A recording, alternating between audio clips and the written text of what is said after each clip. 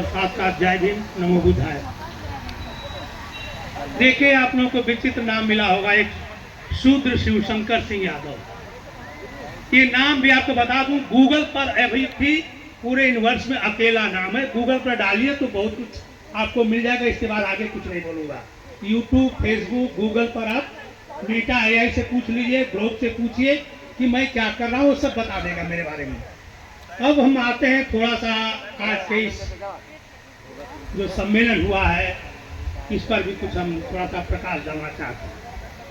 देखिए, यहाँ मैं थोड़ा सा, जब आज हम जयंती मना रहे हैं तो एक ऐतिहासिक जयंती है, जिसको कि हम कहते हैं कि ये 3300 के आसपास की जो सम्राट अशोक की जयंती है। तो थोड़ा सा मैं इतिहास में जाना चाहूँगा कि ईसा पूर्व 3500 से लेकर के ईसा पूर्व 600 ईस्वी तक, इसको जो है हम कहते हैं मोहनजोदड़ो हड़प्पा की सभ्यता। और 3500 ईसा पूर्व से पहले पूरे विश्व में कहीं भी प्रमाणित, सत्यापित कहीं भी इतिहास नहीं मिलता है। 3500 ईसा पूर्व से पहले के इतिहास को हम अज्ञात कालखंड बोलते हैं। पूरे विश्व में कहीं भी नहीं है, सिर्फ है तो मोहनजोदड़ो हड़प्पा की। और वो भी जो मोहनजोदड़ो हड़प्पा की खुदाई में जो लिखा हुआ है पत्थरों पर, तो आज तक कोई पढ़ नहीं पाया है। रिसर्च चालू है। ये 600 ईस्वी तक रहा है। 600 ईस्वी से लेके 1 ईस्वी तक, जो आज के 2026 साल पहले की बात कर रहा हूँ, ये बौद्ध काल रहा है। इसी काल में आपके सम्राट अशोक पैदा हो रहे हैं। सम्राट अशोक का भी यहाँ तो मैं उस पर ज्यादा डिटेल नहीं बनाना चाहता हूँ। आपके सम्राट अशोक के सभी शिलालेखों को भी पढ़ा हूँ। पाली भाषा इसीलिए हमें सीखना पड़ा, सम्राट अशोक के शिलालेख को पढ़ने के लिए। मैं शिलालेख को पढ़ने के बाद मुझे पता चला है कि उस समय तक, सम्राट अशोक के समय तक, न कोई धर्म था, न एक परंपरा थी। बौद्ध धर्म नहीं था, एक परंपरा थी। उसमें धर्म नाम नहीं था। न तो कोई धर्म था, न कोई जाति थी, न कोई वर्ण व्यवस्था थी। एक परंपरा थी। 3 तरह की परंपराएं शिलालेख से मिलता है। एक खेती का मिलता है, एक कारीगरी का मिलता है, एक पशुपालन का। ये 3 ही थे। ये 700 ईस्वी के बाद जो है पतन जब हुआ है, तो मनुस्मृति आ रही है। उसको वैदिक काल कहिए, जो भी कहिए। लेकिन ये कहते क्या है मालूम है? जितने भी हिंदू धर्म के वेद है, पुराण है, महाभारत है, रामायण है, जितने काल्पनिक जो देवी देवता, भगवान राम कृष्ण, जिसको कि बाबा साहब ने दुखारा है 22 प्रतिज्ञा में, ये सब कहते हैं 5000 साल पुराना है हमारा। कब कहते हैं? 3500 ईसा पूर्व से पहले का है। उसको अज्ञात काल बोलते हैं। अज्ञात काल क्यों बोलते हैं? कोई प्रमाण ही नहीं है, कुछ तथ्य ही नहीं है, कुछ है ही नहीं। अंधेरे में हमने तीर मार दिया, सही लग गया, आज बखान कर रहे हैं। इसलिए हमारे जो जितने देवी देवता, भगवान, पुराण हैं, वो कब के हैं? 5000 साल पुराने हैं। इन्होंने ऐसे ऐसे कल्पना करके दे दिया कि आपको मानना पड़ेगा। मानने लायक चीज है ही नहीं। एक चीज, इसके बाद जो है फिर ये 700 तक जान लिए कि हम लोग बौद्ध थे। इसके पहले क्या रहे हम लोग? सभी बौद्ध थे। बहुत दिन की बात नहीं है। हाँ, 2026 है ना, कितने साल पहले हम लोग बौद्ध थे। ये बीच में जो परिवर्तन हुआ है, इसके बाद ही हम यादव, कुर्मी, कोई, पासी, हिंदू, मुस्लिम, सिख, ईसाई सब जो बने हैं, ये 700 के बाद बने। इसलिए हम लोग कहता है कि इस चीज को हमें बहुत जल्द जो है छोड़ना है, समझना है, परखना है कि हम पहले क्या थे, और फिर हमें वही जाना है। उस बौद्ध काल के जो हमारा इतिहास रहा है। आप सोचिए कि भारत में पैदा हो रहा है, लुम्बिनी में गौतम बुद्ध पैदा हो रहे हैं। 400-500 किलोमीटर दूर पैदल चल करके बोध गया में जो है वो वहाँ पर ज्ञान प्राप्त होता है। फिर 400-500 किलोमीटर दौड़ करके आ करके फिर बनारस के सारनाथ में जो उन्होंने अपने शिष्यों को जो शिक्षा दिया है।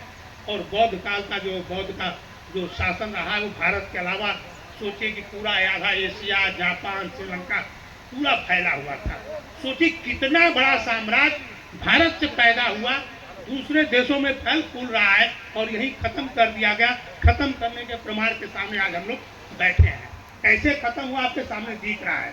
तो हम लोग को जरा भी नहीं शर्म है, न जरा भी आक्रोश है, न जरा भी हमारी गुस्सा है। हम देखते हैं उसको फूल वाला चढ़ाते हैं। आक्रोश क्यों नहीं करते हैं? क्यों नहीं आते 2-4 रुपये रिवाल्वर मारते हैं कि किसने क्यों किया, हम उसको मारेंगे। ये हम लोगों को सबसे बड़ी अपने अंदर एक आक्रोश पैदा करने की जरूरत है। अब हम थोड़ा सा बात करते हैं। हम भी महाराष्ट्र में आपके 73 में आ गया था। MTL से DGM रिटायर हुआ हूँ। मुझे बेस्ट इंजीनियर का भारत सरकार का बेस्ट संचार से अवार्ड मिला है। मैं विजिलेंस अफसर रहा हूँ, 700 क्लास 1 क्लास 2 अफसरों को बुक किया हूँ।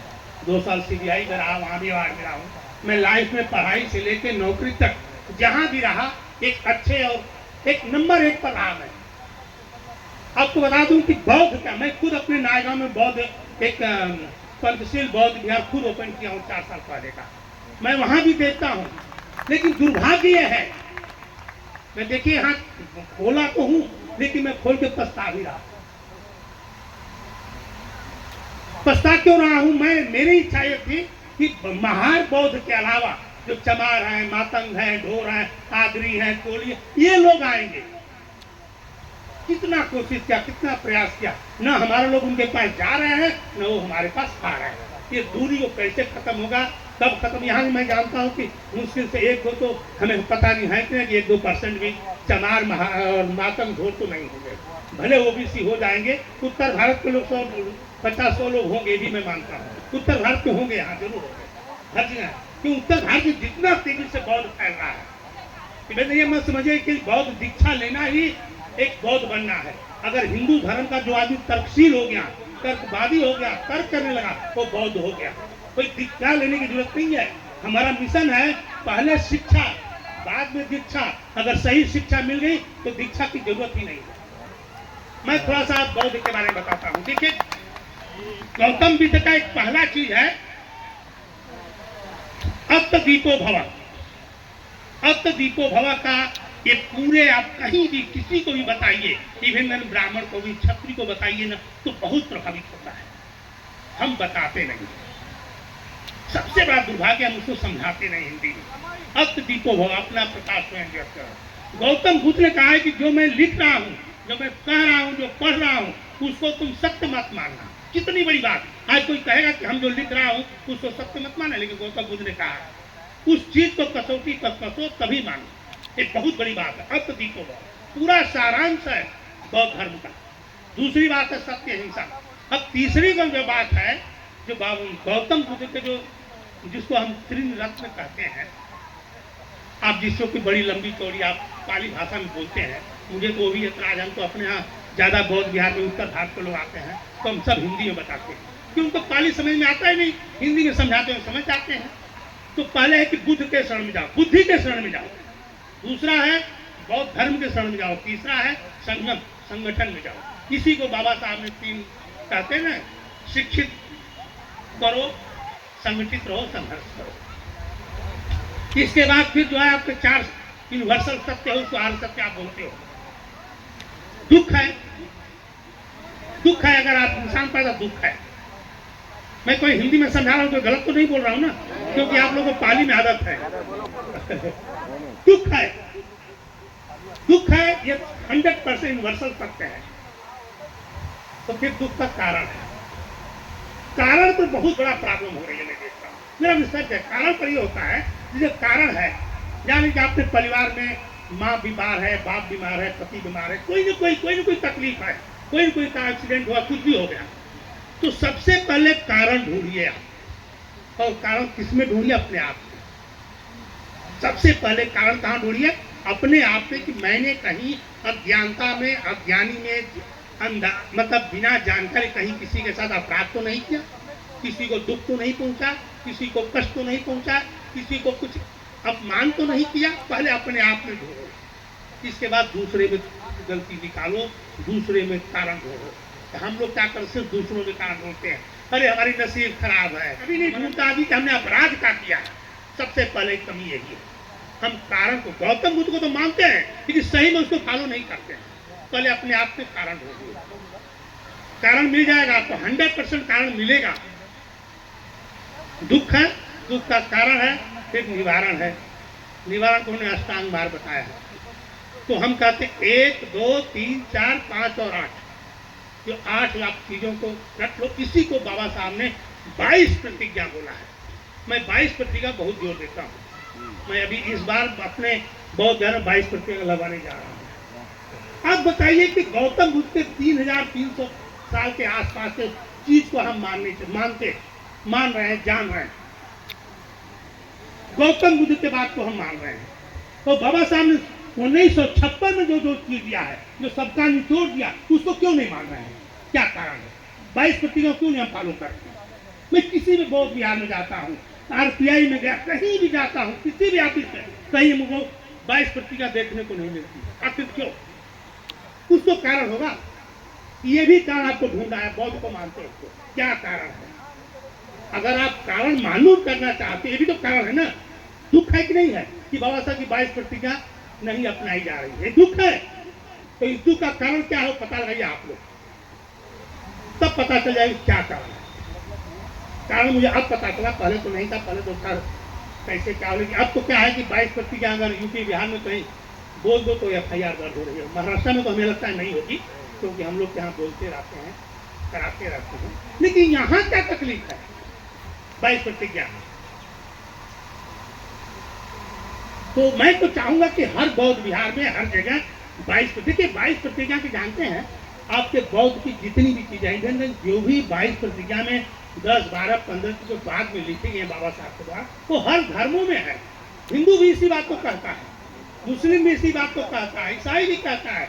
इवन सिख धर्म तो पूरा संत रविदास के वक्तव्यों पर ही पूरा उसका सारांश है। संत रविदास से गद्यों और पंथों को सिख धर्म ने अपनाया है। तो 22 प्रतिज्ञा में सिर्फ जो कारण जो है बाबा साहब ने कहा है 3 चीजों का, कि हम हिंदू धर्म के देवी देवता भगवानों को नहीं मानूंगा, पूजा नहीं करूंगा उनको। तो देखिए सबसे बड़ा चीज है, इस पर भी हमारे लोगों का बहुत बड़ा साज है।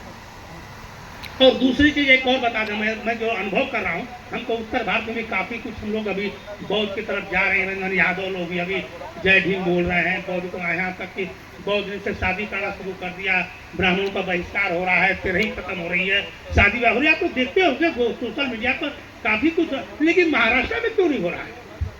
महाराष्ट्र में मैं तो बहुत कोशिश किया, 2-4 जमाना, बुरा मत माने कोई अगर हम जात का नाम लेता हूँ, पता नहीं क्या है। हम बौद्ध लोगों को बोलते हैं, अपने पड़ोसी को लेकर आपको कहते हैं अरे वो आएगा ही नहीं, पहला ही कहा कि वो नहीं आएगा, मतलब ऐसा नकारात्मक है कि वो आएगा ही नहीं। जब उसको कहता हूं अरे हमको लोग स्वीकार नहीं करते, आखिर इस कड़ी को कौन तोड़ेगा? ये बोलते हैं कि वो आएगा नहीं, वो कहता है कि हमें मानते नहीं, वो जानते नहीं, हमको अपने साथ लेंगे ही नहीं। ये दरार तो है ना। बाबा साहब ने 56 में जब किया था तो 5-10 लाख लोगों को वोट बनाया, आज आप लोगों ने कितने को बनाया? ये कारण है, बुरा मत मानिए कोई। ये बौद्ध का जो आप 4 जो अंश तो उसका एक कारण है। इस कारण को आपको पता लगाना होगा और उसको रिसर्च करना होगा, ढूंढना होगा और बड़े पैमाने पर काम अगर जरूरत पड़ी तो मैं आऊँगा, मैं काम करने को तैयार हूँ। मैं बामसेट में 82 में काम से नाम के साथ जुड़ा। मैं मातंग समाज का कैडर लेता था, चमार समाज का कैडर लेता था, बंजारा का लिया हूँ, सबका लिया हूँ। और जितना बंजा मुझे यहाँ फील्ड में काम करने से 40 साल बामसेट में लगाने से लगा है ना, मैं पूरा एक एक चीज को जानता हूँ कि क्या कारण है। कारण मुझे पता है, लेकिन क्या है कोई पहल यहाँ नहीं होती है। मैं तो हिंदी भाषी हूँ, थोड़ा सा मेरी प्रॉब्लम अभी है, मैं इतने साल का रह गया, फिर भी हिंदी में ज़्यादा काम करने से सेंट्रल गवर्नमेंट में हिंदी चलता था तो हिंदी से मराठी कोई बोला भी नहीं, गलती हमारी नहीं है। टेलीफोन लाइन में कोई महाराष्ट्रियन भी हमसे कोई मराठी में बात किया ही नहीं, जहाँ देखो हिंदी ही थी। आज जो हिंदी की बात करते हैं लोग ना, मुझे अगर बात समय मिल जाए तो मैं समझाऊँ कि भाई वहाँ तो लिखा गया कि हिंदी में बात करोगे तो पुरस्कार मिलेगा, हिंदी में काम करोगे तो तुमको अवार्ड मिलेगा, है हर जगह। तो कहाँ से आदमी मराठी सीखेगा? तो जो नहीं सीख रहा उसकी भी गलती नहीं है, इसकी आप लोगों को भी समझना चाहिए कि जो नहीं सीख पाया है कहीं ना कहीं आपकी भी गलती है। तमिलनाडु में जाएगा तो 100% 4 महीने में उसको तमिल आ ही जाएगी, लेकिन यहाँ पर जिंदगी में आदमी रह गया मराठी नहीं सीख पाया, क्योंकि मराठी लोग भी हिंदी में ही बात करते हैं। तो ये चीजें जो है थोड़ा सा हम और आपके बीच में जो है जो दरारें खड़ी है ना, बनी है, और कुछ लोग इसको बना भी रहे हैं। हम देखा ज्यादा लोग बना रहे हैं, तोड़ने के बजाय लोग इसको बना रहे हैं। इसको हमें और आपको मिलकर तोड़ना पड़ेगा और पूरे भारत को बौद्धमय बनाना है। बाबा साहब अम्बेडकर ने कहा है, जन कांशीराम जी इस चीज को कहते थे कि पूरे भारत को बौद्धमय बनाना है, और उत्तर भारत में आग लग चुकी है, आप लोगों को पता है कि नहीं है? पूरी बौखलाहट है। मोहन भागवत परेशान है कि हिंदू धर्म को लेके चले, कि सनातन धर्म को लेके चले, कि वैदिक धर्म। हम लोग कहते हैं कि हमको भाई, हम तो, हमारा मिशन है गर्व से हम शूद्र है। हम तो पूरा 10 साल से डिक्लेयर किया कि शूद्र हिंदू का अंग है ही नहीं, शूद्र कभी हिंदू रहा ही नहीं, बता रहा हूँ। ब्राह्मण क्षत्रिय वैश्य के बाद शूद्र जो वर्ण है ना, जो 85 का, तो कभी हिंदू धर्म का अंग रहा ही नहीं है। यही हम लोग को गुमराह करके जबरदस्ती हिंदू बनाए। कैसे हिंदू नहीं? 2 मिनट में बंद करूंगा। कैसे हिंदू नहीं है? देखिए, पहले हमारे वैदिक धर्म था। वैदिक धर्म में 4 धर्म थे, बस खत्म करता हूँ। वैदिक धर्म में 4 धर्म था। ब्राह्मण धर्म उस अलग धर्म था, अलग क्रियाक्रम था। ब्राह्मण का जो धर्म था कभी शूद्र नहीं अपनाया। इवन क्षत्रिय का, वैश्य का, इवन जो भगवान होते थे ना, वो भी शूद्र के भगवान नहीं थे। शूद्रों को लिखा है नॉट अलाउड, तुम मंदिर में जा नहीं सकते थे। तो शूद्र कैसे वैदिक धर्म का अंग हुआ? तो हम लोग बड़े जोर से कह रहे हैं कि तुम्हारा हिंदू हम नहीं है, और हिंदू नहीं है तो हम क्या है? फिर बौद्ध है। यही कहते हुए मैं सभी को अभी शुक्रिया, धन्यवाद, जय हिंद।